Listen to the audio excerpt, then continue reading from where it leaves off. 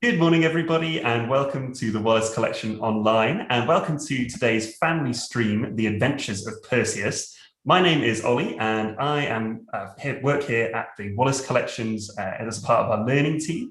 But today, I'm lucky enough to be joined by two special guests. So we have our storyteller, Wendy Shearer. Hello. I'm going to be telling you a fantastic story today about Perseus and his adventures with Medusa.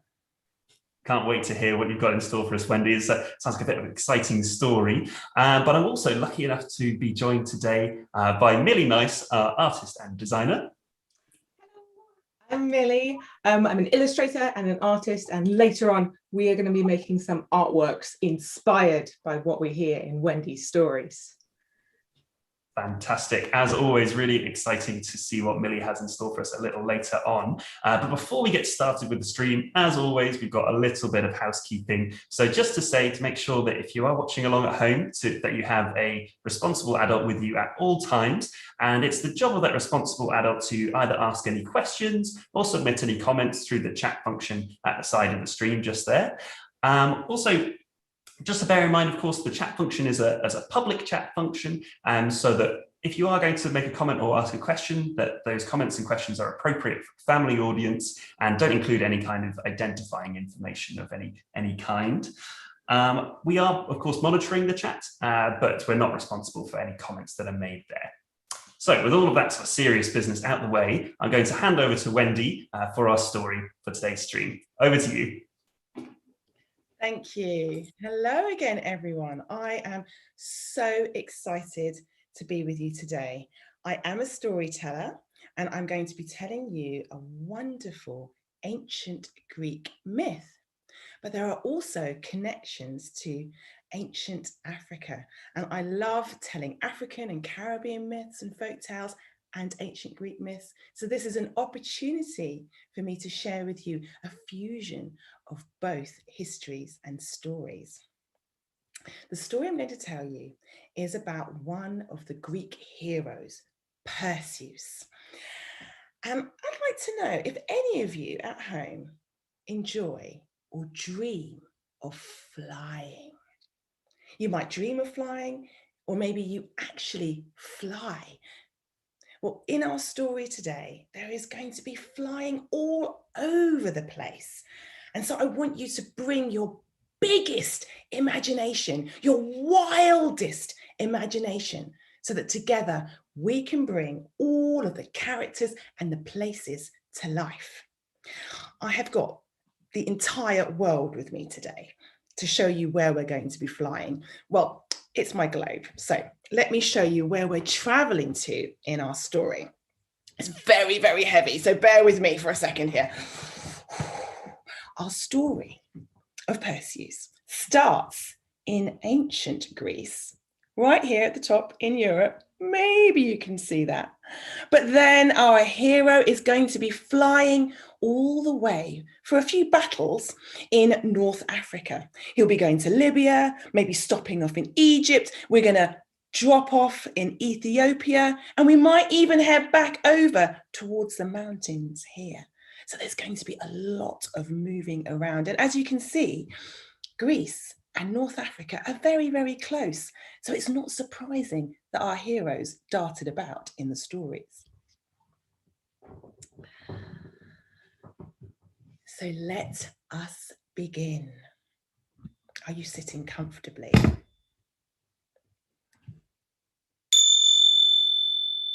There are hundreds of stories swirling above our heads. I plucked one from the sky, and this is what the story said. I'd like to invite you all to come way, way back in time with me.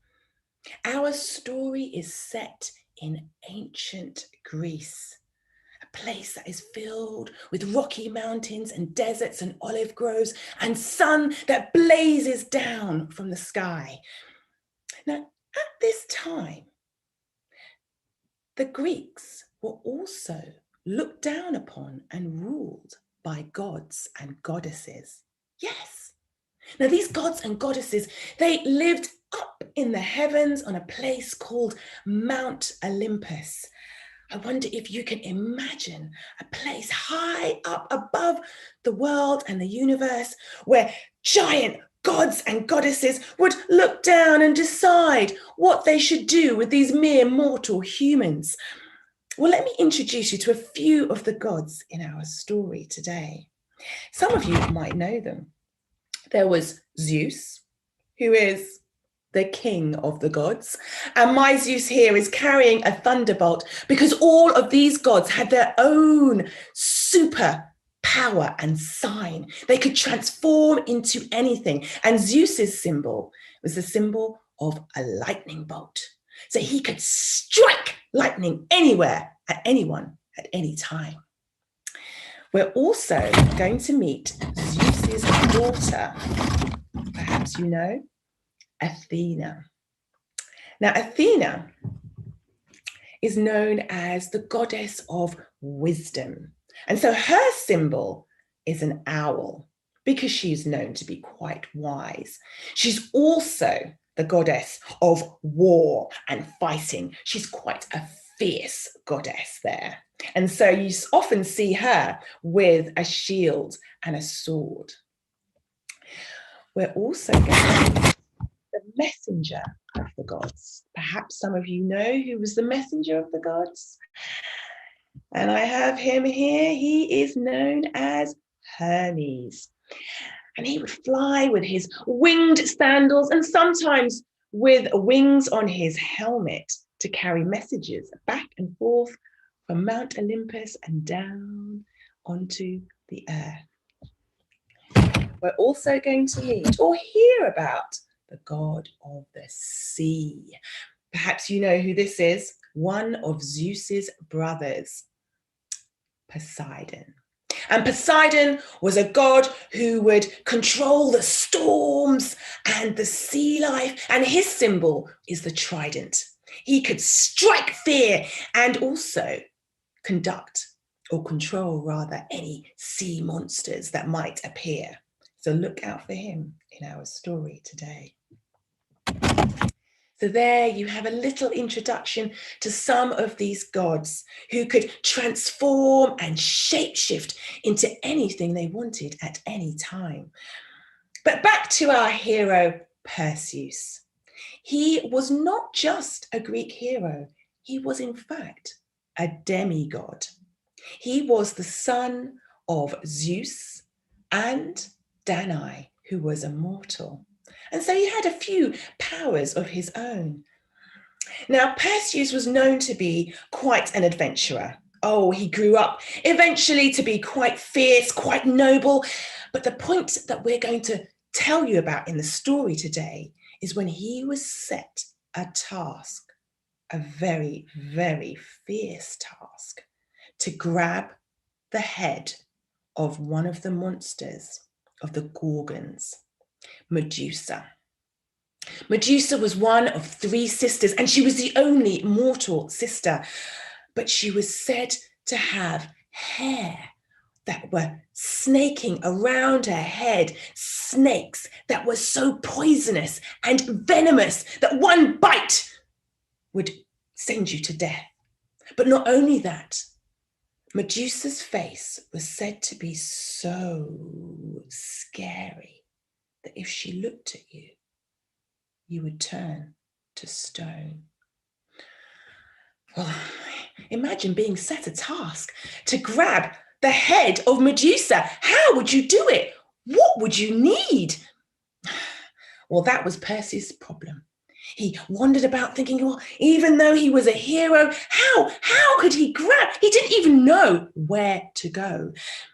He clambered over the rocky hills and he looked up into the sky at Mount Olympus and begged for the help of the gods. And so our goddess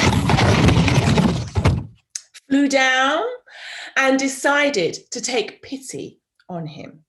She had her own reasons for wanting to get rid of Medusa, and we'll talk about that a little later.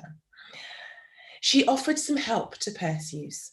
You need to travel, she said, to the Grey-Eye sisters, the 3 witches who live over the rocky shores, and they will tell you how to find Medusa. Athena transformed herself back into a wise owl, and she fluttered away before Perseus could ask any questions. But he did as he was told, and he travelled all the way around the islands until he found the witch's lair. Now, these 3 witches were very, very cunning sisters. They stuck close together, and sometimes they said things 3 times. They just liked to repeat after each other. But the most unusual thing about these 3 sisters is that they shared one single eye. They had to take turns to see.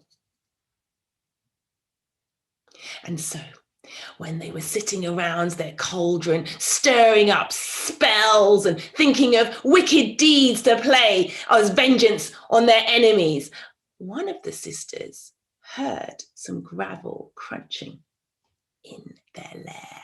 "Who goes there?" she cried. "Who's there?" And it was indeed Perseus, who was stepping gingerly into their cave. The sisters nudged each other. They wanted to know who it was. They wanted to have the eye. But the eldest wouldn't allow them. She peered as she could and said, "Show yourself, reveal yourself." And as she looked through the darkness, she said, "Ooh, I can see a man. I can see a tall man," she cried. And her sisters kept nudging her, saying, "Describe him. What's he wearing? What's he doing?" "He has a sword and he has sandals." And before she knew it, Perseus was standing before them. He explained why he had come. "I need your help to slay the Gorgon Medusa. Athena herself has sent me to you, and you are to give me instructions on where to find her lair." Well, even though Perseus had the support and the weight of the goddess behind him, the 3 witches didn't care. They just cackled and laughed in his face. "Why should we tell you? Why should we tell you?" You see, they hadn't had many visitors for years, and they wanted to play a little fun. "We'll tell you where to find Medusa if you answer one of our riddles," they said. Well, that sounded simple enough and a fair enough exchange. "Tell me your riddle and let me be on my way." "Well," said the sisters, "this is our riddle. I am sometimes big and sometimes small, and in the autumn I sometimes fall. What am I?" "I am sometimes big, I am sometimes small, and in the autumn I sometimes fall." I bet you can guess what it is, as Perseus did. A leaf. Well done, everyone, if you did guess. Well, now Perseus expected to be told where he could find and slay the monster Medusa. But the Grey-Eye sisters were cunning women. They wanted to have some more fun. "Oh, that was too easy," they said. "Oh, we don't think we should tell you. We think we should give you another riddle." They laughed and laughed. They laughed so much that they dropped their eye. Their single eye rolled onto the ground, and Perseus quickly grabbed it. "Right," he said, "if you do not tell me where to find Medusa, I will not give you back your eye. I will toss it into the ocean." They screamed and howled in agony. "Give us back our eye! Give us back our eye!" they cried. But Perseus would not, And so they had no option but to tell him where to go to find Medusa's lair. Now, perhaps you remember I told you that our story started in ancient Greece. Well, Perseus was told by the three sisters that he needed to travel from Greece all the way over to Libya in North Africa, for that is where Medusa lived. Medusa never was born a scary, evil, wicked-looking beast with hissing snakes around all of her head. No, she was actually born one of the most beautiful princesses, with skin as dark as midnight and hair thick and twisted in braids. She ruled and led the Libyan army. She was indeed a fierce princess, but she had offended one of the goddesses, Athena, and been punished and turned into this weird, evil-looking monster that could turn anyone to stone with one look of her gaze. And so Perseus thanked the witches, even though they had led him a dance. He left their lair and he wondered, how was he going to get there? How was he going to find Medusa? How was he going to kill her? He is only a demigod after all. He needed some superpowers. Now, if you had your choice of superpower or superpowers to defeat and kill a monster, what would you choose? What would you take? And maybe some of you would want to be invisible, or maybe some of you would want the superpower to fly so that you could get there. I think I would be with you right there, because that's exactly what Perseus needed. He needed some extra magical skills. And as luck would have it, one of the gods decided to help him. Can you remember the messenger of the gods? Hermes. Hermes came down from the heavens, from Mount Olympus, and aided with Athena. They decided to give Perseus some more help. Hermes gave him a pair of winged sandals so that he could fly all the way from Greece to North Africa. And then he gave him a curved scythe so that he could slice off Medusa's head. But how am I going to look at her and kill her without being turned to stone? He cried. But Athena had the answer for that. Remember, she was the goddess of war, and she handed Perseus a giant shield made of shining bronze. And on the inside of the shield was a mirror. And so he put his hands into the shield and he was able to look at his own reflection. In that shield, said Athena, you can see Medusa without staring directly at her face. Well, this was a wonderful gift. But she's going to see me first before I see her, thought Perseus. He needed more help. Have you any other ideas? What other superpower do you think might be able to help our hero in the story? Well, he was given two more gifts. A helmet, which gave him the cloak of invisibility. This helmet belonged to Zeus's brother Hades, and it meant that as soon as Perseus put it on his head, no one could see him. Hermes gave him also a magic bag so that he could place Medusa's head into it. You wouldn't want to be dropping a head that could turn you to stone at any one moment. And so our hero set off. He put on his golden winged sandals and he flew all the way over the rocky mountains after the Mediterranean Sea and landed in Medusa's lair. He put on the helmet so that he could not be seen, and he stepped quietly into her cave.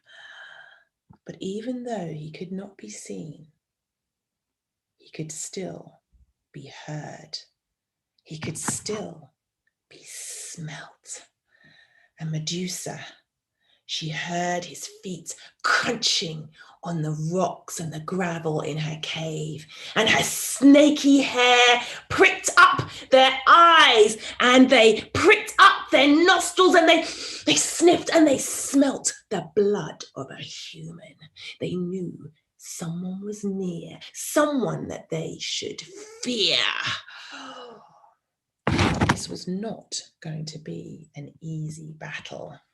Medusa's long tail lashed into the cave, knocking Perseus over. His helmet flew off his head and he could be seen. Her tail swished around and she nearly grabbed him with all her might. He managed to hide behind a rock and he used his shield with the reflection to see where she was coming from. Perseus, even though he was a hero, even though he was a warrior, he was terrified. All he could hear around him was the hissing and the whipping of the snakes and their tongues lashing out from her hair. And he saw her huge snaky body writhing around the cave, trying to catch him.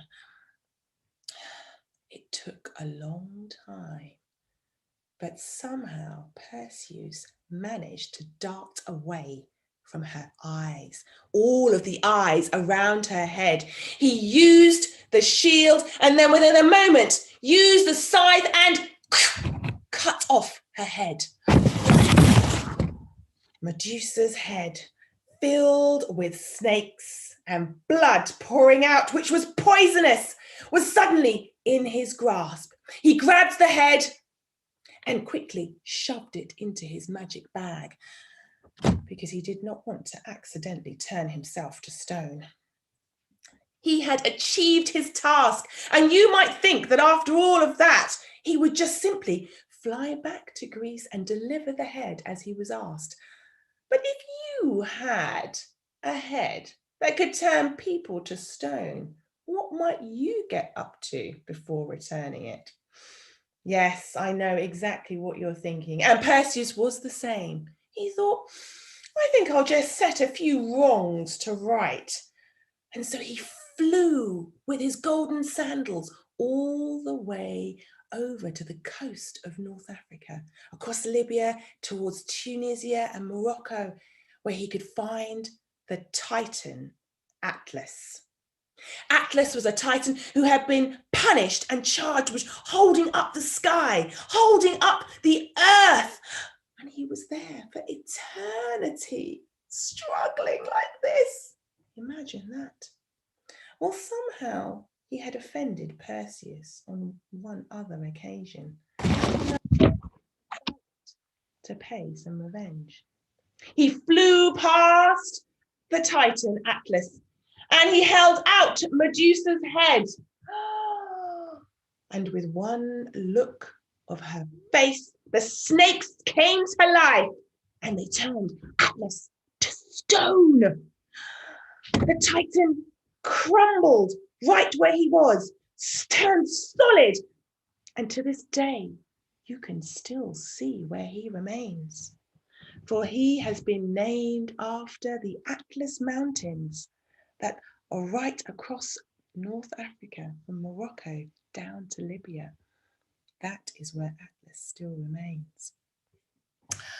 Well, Perseus was on a roll now, and he carried on flying with his golden sandals, and he flew all the way down towards Ethiopia, where he suddenly saw a woman on the edge of a cliff. tied to a chain. He had no idea that this was the Ethiopian princess Andromeda, and she was about to be sacrificed to a sea monster.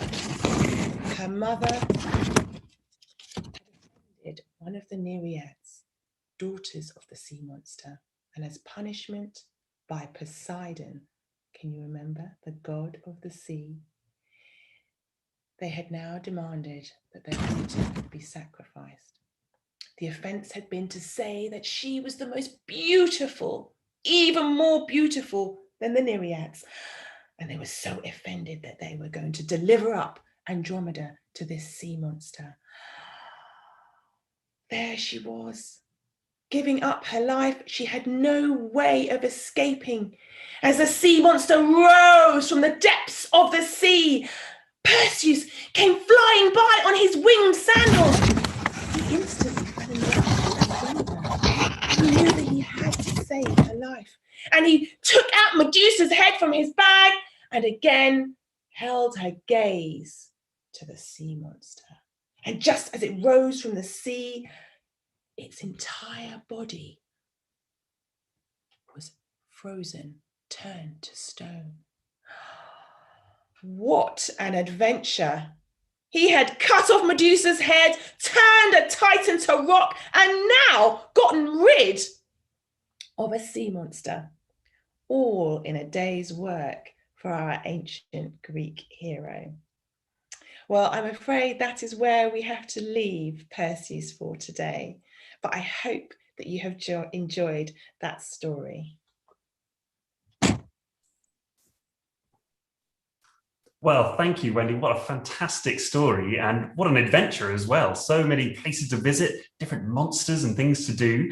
Millie, what did you think? I thought it was brilliant, very exciting. That was fantastic. I mean, the witches were fairly scary, but I got over it. That was great fun. So I'm really excited for this story because I know a little bit of the end of this story from a painting in the Wallace Collection. This one here was painted in 1556 by Titian. And we've got our Andromeda here, lying around on her rocks, looking fairly worried. I would be too, with this monster down here. And I always really like this Perseus. He looks like he's getting used to his sandals, like he's still wobbling a little bit. Yeah, he's a bit precarious up there, isn't he? Flying almost into the mouth of the monster. So I was wondering, we've heard this wonderful story, it's been brought to life, and just like Titian did in 1556, I thought we could make our own version of this story. So I have made us a little comic book to fill in ourselves. Now in the middle, we have our Titian painting, our Perseus, our Andromeda, our sea monster, and we need to work out what happens around this. So we know a little bit from Wendy. And I wanted to first think about maybe thinking about one of these characters, what their version of the story is, either Perseus, Andromeda, or the monster. So today I think I'm going to pick Andromeda for mine. And just like Wendy described, I'm going to set us, we are in North Africa, aren't we? Are we by the sea, Wendy, for this story? We are now on East Africa, and in Ethiopia, and yes, near the coast. Near the coast. Okay, so I'm going to make sure to include a few nice palm trees, looking nice and tropical here. But we've got to be by the coast, otherwise that sea monster isn't going to do much damage. Fantastic. So we've got our setting. So with your first panel, I would say, think about where it's set. Where are we in our story? Next, because this is your story and you don't have to do it in order, I'm going to skip into the middle. I want us to think about our characters. We're going to give them some new faces. So I'm going to give us a new Andromeda. And I want to think about how would I feel if I was there, tied to a rock. To be fair, not wearing very much to be tied to a rock. And I think I'd be fairly upset. This is a fairly embarrassing situation to be in. So I'm going to make my Andromeda a little bit embarrassed by all this. And I might Drawing my Perseus, looking a little bit concerned. After all, it must take a while to get used to your flying sandals. So once you've designed your characters, I want to have a think about what happened before. Now, Wendy, you mentioned this. This was Andromeda's mother doing some boasting, wasn't it? Yes, that's right. She was saying how beautiful she was, more beautiful than the Nereids. And that's classic mums, isn't it? It's very nice. It's very embarrassing, going on about how nice we look and how pretty, how good we look in our school uniform, all that stuff. I mean, I appreciate it, but it is embarrassing. And I can't get over how, in this story, it must have just been very embarrassing for our Andromeda. The whole thing would have been incredibly tough. So I'm going to have my Andromeda here. Kind of, you know the feeling, annoyed with your mom. Oh, mom, please stop. Please, enough of this. I just want to go to my room. I don't want to see all your friends and be told how pretty I am. It's embarrassing. That's what I want this Andromeda to do. And I'm going to use a trick I really like in comics, because I don't want to draw crowds and crowds of people. So instead, I'm just going to draw the top of a few heads, and I'm going to draw my Cassiopeia, the mother, talking to people who are just outside our frame. It's a little trick I learned, how to not draw tons and tons of people if you don't fancy it. So we have our mother and daughter, a little bit embarrassed. She's been through a lot. She's been told how pretty she is, but then she's been punished for something her mum said. Doesn't seem fair at all. But luckily, she's about to be saved. Now tell me, Wendy, I think winged sandals, they couldn't hold. I'm amazed at how much weight they hold. They're just sandals after all. They held up a hero and Medusa's head and all of his weapons. So they did a good job. And you mentioned that he had that curved sword as well. Side, that's right. And he was still holding the shield. I think he wouldn't have much space in his arms to carry Andromeda around. So she'd probably be dragged, poor thing. Oh, dragged around. And there she is, up in the clouds, being dragged back home. A slightly embarrassing way to return home. At that point, you're probably thinking, I wish the sea monster had eaten me. This is awful. And so that's going to take us to our last panel. We've had a thought about where it's set, what happened just before, what happened just after, and finally, in this big explosion, I want you to think about how your character is feeling. And as I've said, I've thought about it, thought about poor Andromeda, and I think at this point, she is so embarrassed, my Andromeda at least. Well, thank you so much, Millie. That was fantastic. And definitely, yeah, a bit of an embarrassing story for Andromeda. Very embarrassing, yeah. Yeah, I don't know if it's worth being a princess if it comes with all this extra baggage, you know, getting eaten by monsters, getting embarrassed by your mum. I suppose that happens anyway. Always seems to come with drama. Definitely. Well, the template for Millie's comic creator exercise is listed below the YouTube video. So if you'd like to have a go at that, do click the link and download your own template, and you can make your own story. I don't know, maybe Andromeda has a slightly better end to the story in your version. Maybe it's a bit more hopeful. We don't know. It's up to you to decide what happens to the characters. And maybe you'd like to look at another character as well. So we look forward to seeing what everyone comes up with there. And we hope that you've enjoyed today's stream. Obviously, we've had a fantastic story from Wendy, and hopefully you'll do some fantastic storytelling of your own. So thank you so much to Wendy and to Millie for joining us today. And thank you to everyone who's joined us at home. And we hope that you can tune in on Wednesday for our next storytelling session, looking at The Fisherman's Wife. So we look forward to hopefully seeing some of you then. But otherwise, have a lovely weekend. Bye.